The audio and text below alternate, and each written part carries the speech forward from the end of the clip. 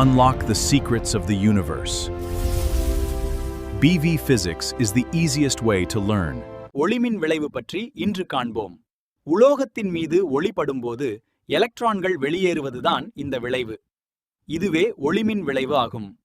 ஒளிமின் விளைவை முதன்முதலில் கண்டறிந்தவர் ஹென்ரிச் ஹெர்ட்ஸ் ஆவார். 1887ஆம் ஆண்டில் இவர் இந்த நிகழ்வை அறிவித்தார். இதற்கு ஐன்ஸ்டீன் பின்னர் விளக்கமளித்தார். இதுவே அந்த சமன்பாடு. ஆல்பர்ட் ஐன்ஸ்டீன் ஒளிமின் விளைவை விளக்கினார். ஒளியை ஆற்றல் பாக்கெட்டுகளாக அவர் கருதினார்.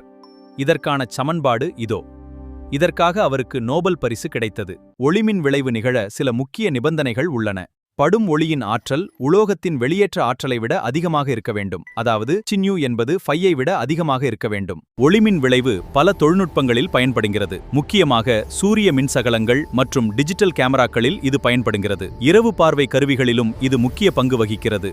Thank you for watching BV Physics. Make sure to like and subscribe for more content. Don't forget to follow us on all our social channels and share this video with your friends. See you next time.